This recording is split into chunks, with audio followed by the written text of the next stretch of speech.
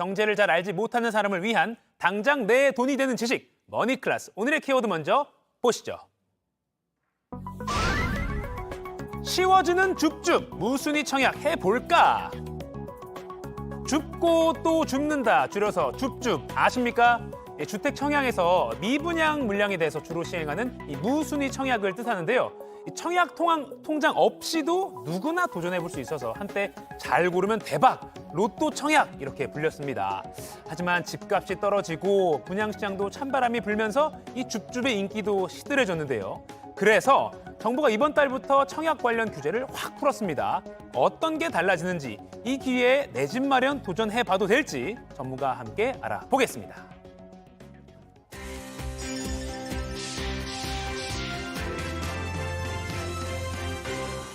네, 김인만 부동산 연구소장과 함께 부동산 완전 정복해 보겠습니다. 안녕하세요. 안녕하세요. 자, 이 줍줍 무순위 청약 구체적으로 어떤 게 바뀌는 겁니까? 무순위 청약이라고 한다면 1, 2순위 청약에서 이제 남은 물량이나 부적격 계약 포기 물량에 네. 대해서 이제 청약을 할 수 있는 부분인데요.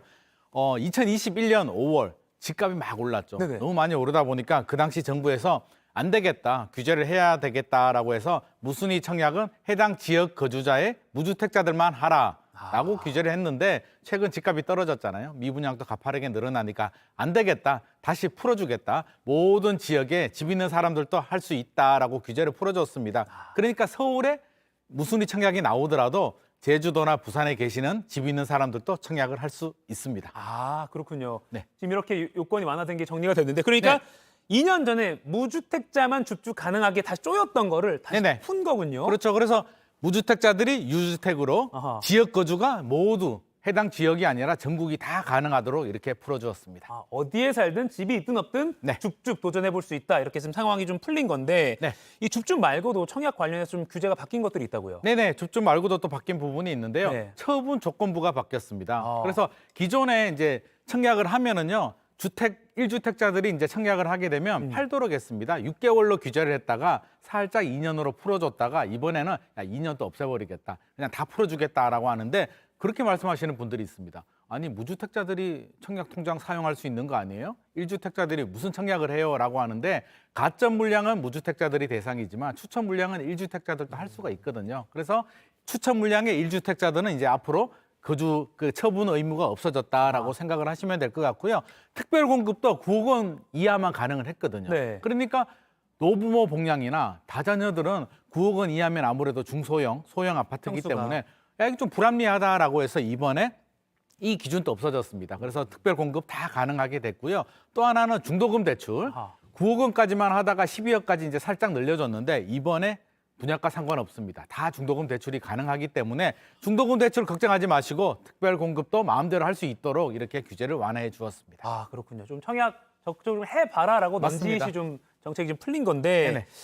그 단군일의 최대 재건축 단지라고 항상 이렇게 그 키워드가 붙는 이 둔촌 주공, 그 네네. 올림픽 파크 포레온인가요? 네네, 맞습니다. 거기가 이제 무순위 청약이 오늘 딱 하루 동안 받더라고요. 딱 하루입니다. 네. 그러니까 이 바뀐 아까 말씀하신 그 청약 규정이 이제 적용이 되는 건데 처음으로 네네. 경쟁률 어떻게 보십니까? 저는 굉장히 높게 나올 것 같습니다. 굉장히 다 높을 거다. 팔았고요. 이제 899세대가 남았거든요. 아. 899세대 중에 소형만 남았어요. 전용 39 정도 굉장히 소형이 남았는데 왜 다 팔릴 거로 보냐면 최근에 우리 많이 소개를 해드렸잖아요. 사전 청약, 지난주에 뭐 강동 가밀 3단지 뭐 이런 것들도 굉장히 높게 나왔고요. 맞아요. 최근에 영등포에 또 새 아파트를 분양을 했는데 경쟁률이 어마어마하게 높게 나왔습니다. 그래서 이런 거를 감안을 해본다면 87세대 가구 모집에 4,995명이 몰렸거든요, 최근에. 아. 이게 서울이잖아요.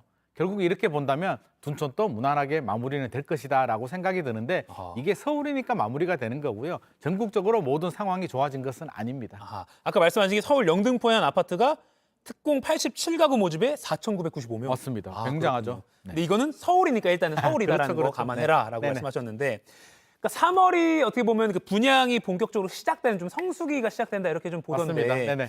근데 뭐 여전히 많이 말씀하셨지만 미분양도 심각하거든요. 네네. 그러면 미분양은 많은데 아무튼 성수기가 시즌이 시작됐고, 그러면 분양이 그래도 많이 나올까요? 3월이 이제 두 가지 고비가 있습니다. 하나는 분양 물량이 너무 많이 나옵니다. 네. 이게 성수기라고는 하지만 분양 물량이 굉장히 많이 나오는데요. 한번 보시죠. 분양 물량 한번 보시면 네. 자, 전국적으로 보면 19,000세대가 넘고요. 서울 수도권에서도 뭐 11,000세대가 넘습니다. 그래서 이게 요즘 분위기가 서울은 거의 뭐 완판이 되겠지만 네. 서울이 아닌 지역들은 완판되기 굉장히 어렵고요. 만약에 50%만 계약이 돼도 나머지 50%가 미분양이 될 수도 있잖아요. 그러니까요. 그렇다면 미분양은 더 늘어날 수밖에 없다. 제가 최근에도 미분양 이야기 여러 번 해드리는데 네, 한 번 더 보면은요. 자, 미분양 증가 속도가 굉장하죠. 75,000호인데 분양 물량이 많으니까 미분양이 제 생각에는 다음 달 되면 거의 뭐 85,000호 정도 가지 않을까. 아. 그래서 굉장히 좀 걱정이 되는 상황입니다. 그러니까 지금 아까 위험 수위가 62,000이라고 이게 정부도 위험 수위를 이렇게 공개적으로 그렇죠. 발표했는데 맞습니다. 네네. 75,000이면은 심각하네요. 심각하고요. 여기서 이제 9만, 10만이 되면 매우 위험으로 가는데 지금 분양 물량을 보면 매우 위험을 향해서 지금 달려가고 있기 때문에 우리가 앞서서 뭐 다 마무리될 거야라고 하지만 그건 네. 일부 지역 얘기고요. 전국으로 본다면 좀 굉장히 심각한 상황입니다. 아하. 그럼 이게 뭐 원정 줍줍이라고 표현을 하던데 뭐 네네. 이렇게 뭐 지방에 뭐 괜찮은 데가 여전히 있을 수 있으니까요. 그런 거 맞습니다. 찾아서 보는 투자 좀 좋아하는 분들은 네네. 지방 원정 줍줍 이런 것도 조금은 좀 잦아들까요? 어떻게 될까요? 이걸 좀 따져봐야 되는데요. 우리가 지난번에도 여러 번 말씀을 드렸듯이 부동산 시장이 문제냐, 네. 아파트의 문제냐를 따져봐야 되는데 이번에는 조금 더 구체적으로 한번 살펴보도록 하겠습니다. 네. 아파트를 볼 때 뭘 봐야 되느냐? 두 가지를 봐야 됩니다. 하나는 입지, 두 번째는 가격인데요. 네. 자, 입지는 뭘 봐야 되느냐? 미분양이 작은 곳. 우리가 미분양 누누이 강조하잖아요. 미분양이 많다는 얘기는 물량이 넘쳐 흐른다는 얘기거든요. 그래서 일단 미분양이 적은 곳을 봐야 되고요. 여기 보시듯이 네. 인구가 좀 늘어나는 지역들, 유입이 예상되는 지역들이 좋고요. 세 번째는 이제 수요층이 풍부한 지역, 이렇게 봐야 됩니다. 그리고 입지가 좋다면 그다음 가격이죠.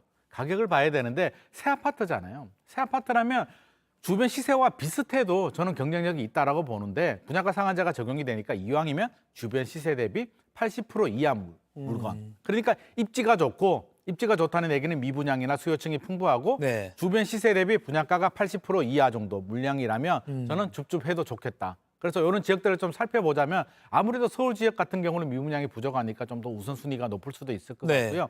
지방의 대구라든지 미분양이 많은 곳들이라면 좀 주의가 필요할 것 같습니다. 네. 결국에 사실 어떻게 보면 위치 좋은 곳 이런 것들 기본에 충실해서 네네. 그러니까 뭐 혹하지 말고 네네. 좀 차분하게 좀 맞습니다. 확인해봐야 될 것 같네요. 마지막으로 무순위 청약 정보를 좀 어디서 얻을 수 있나요? 그렇게 말씀하시는 분들이 있습니다. 무순위 청약 줄 서가지고 이렇게 또 현장 가서 이렇게 네. 막 주어야 되는 거 아니냐 이렇게 네. 말씀하시는 분들이 있는데 그렇지가 않고요. 한국부동산원에서 운영하는 청약홈 여기서 다 청약도 할 수 있는데 여기 나오네요. 청약홈에 가면 이렇게 청약 캘린더가 있는데 확인을 해보면 무순위 청약 물량까지 다 확인할 수 있습니다. 오. 그렇죠. 이렇게 다 나옵니다. 단지별로 다 나오기 굉장히 때문에 구체적으로 나오네요. 그렇죠. 이렇게 딱 보시고 올림픽파크 포레온 하루네? 그렇다면 여기 접속을 하셔서 청약을 하시면 됩니다. 직접 가지 않으셔도 되기 때문에 그런 수고는 덜으셔도 좋을 것 같습니다. 네. 상상 정보가 다 나오니까 청약홈에 반드시 접속을 하셔서 좀 친하게 지내도 좋을 것 같습니다. 알겠습니다. 오늘 줍줍 무주택자가 도전을 할 만한데 조금 차분하게 한번 네네. 좀 따져볼 건 따져보자. 네네. 이렇게 정리를 하겠습니다. 지금까지 머니클래스 김인만 부동산 연구소장과 따져봤습니다. 고맙습니다.